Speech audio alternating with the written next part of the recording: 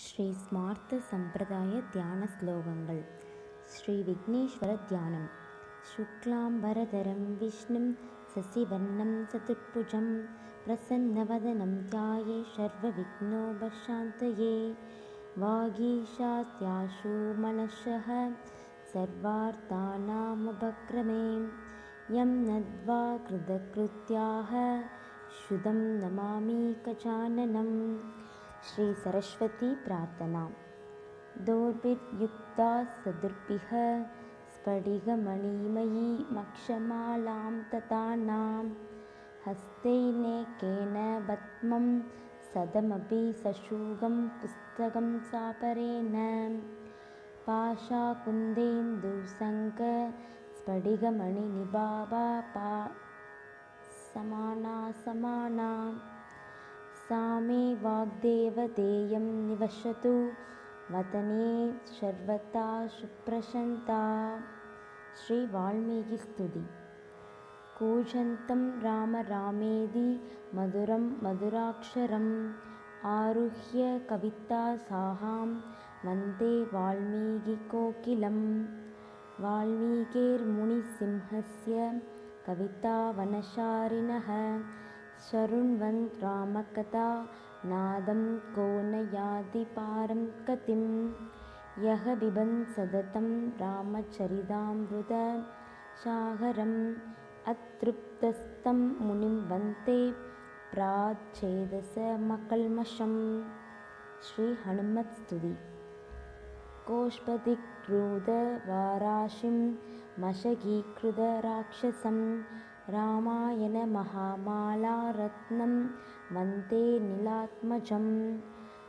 अज्ञानानन्दनं वीरं जानकी लोकनाशनं कपीशमक्षहन्तारं वन्दे लङ्काभयङ्करम्.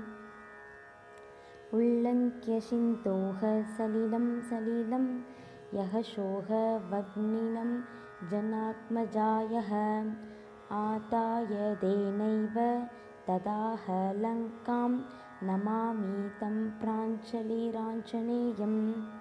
आञ्जनेयमधिपाटलानं काञ्चनाद्रिकमनीयविग्रहं पारिजाततरुमूलवासिनं पावयामि पवनदानन्दनं. यत्र यत्र रघुनाथकीर्तनं तत्र तत्र कृतमस्ताञ्जलिं. बाष्पवारि परिपूर्णलोचनं मारुतिं नमत राक्षसशान्तकम्. मानोजवं मारुततुल्यवेगं जितेन्द्रियं बुद्धिमतां वरिष्ठं वादात्मजं वानरयूथमुख्यं श्रीरामदूतं शिरसा नमामि. बुद्धिर्बलं यशोधैर्यं निर्भयत्वमरोगता अजाड्यं वाक्पटुत्वं स हनुमत्स्मराणात् भवेत्. श्री रामायण स्तुति.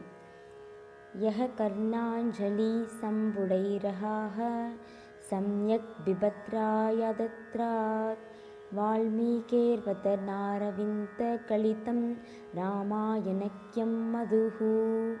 जन्मव्याधिजराविपत्तिमरणैः अत्यन्तशोभद्रवं संसारं स विहाय गच्छति पुमान् विष्णोः पदं शाश्वतं हुः. तदु भगवतसमाससन्धियोगं सममधुरोपनतार्थवाक्यबद्धं रघुवरचरितं मुनिप्रणीतं दशशिरस्वतं निशामयत्वं. वाल्मीकिगिरिसम्भूता रामसागरकामिनी पुनातु भुवनं पुण्या रामायण महानदी. श्लोकसारसमाकीर्णं सर्गकल्लोलसङ्कुलं काण्डग्राहमहामीनं वन्दे रामायणार्णवं. वेदवेद्ये परे पुंसि जातेत शरदात्मजे वेदः प्राच्छेदसा तासीत् साक्षात् रामायणात्मना. श्री रामायणम्. वैदेही सहितं सुरश्मतले हैमे महामण्डपे मध्ये पुष्पकासमसे मणिमये वीरासनेषुत्सितम् अग्रे भाषयति प्रपञ्चनाशुते दत्त्वं मुनिभ्यः परं व्याख्यान्तं परदातिभिः परिवृत्तं रामं भजे श्यामलं वामे भूमिषुधा पृश्च हनुमान् दशरथात् सुमित्राश्रुतः शत्रुघ्नो भरतश्च पार्श्वतलयोः वात्यादिकोणेषु स सुग्रीवश्च विभीषणश्च युवरातारोश्रुतो जाम्बवान् मध्ये नीलसरोजकोमलऋषिं रामं भजे श्यामलम् नमोऽस्तु रामाय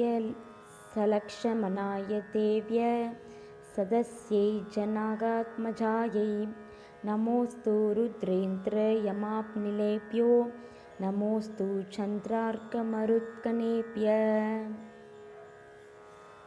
श्री हनुमन् ध्यानं सर्वारिष्टनिवारकं शुभकरं पिङ्काक्षमक्षाभं सीतोन्वेषणतताभां कपिवरं कोटीन्दुसूर्यप्रभं लङ्काद्वीपभयङ्करं शकलत्वं सुग्रीवसम्मानितं देवेन्द्रादिसमस्तते वनिनुतं काकुत्स्थदूतं भजे।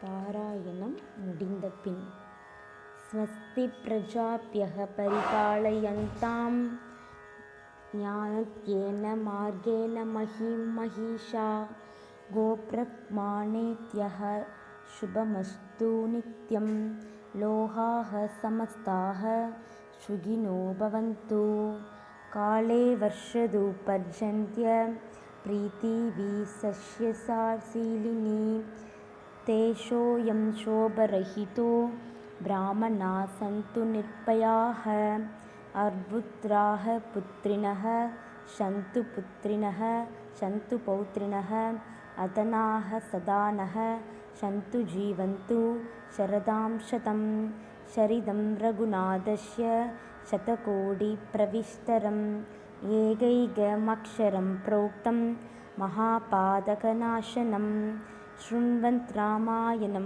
भक्त्यायः पादं पदमेव वा शयादि ब्रह्मणस्थानं ब्राह्मणा पूज्यते सदाहु रामाय रामभद्राय रामचन्द्राय वेदसे रघुनाथाय नाथाय सीतायः पदये नमः यन्मङ्गलं सहस्राकेक्ष सर्वते नमःश्रुते वृत्रात्नेषु समवन्तते भवतु मङ्गलं यन्मङ्गलं सुपर्णस्य विनता कल्पयत्पुरा अमृतं प्राप्य नश्यते भवतु मङ्गलम् अमृतोत्पादने दैत्यात्क नतो वज्रधरस्यत् अदितिर्मङ्गलं प्रादत्ते भवतु मङ्गलं त्रीन् विक्रम ब्रह्मतो विष्णोरमिततेजसः यथा शीन्मङ्गलं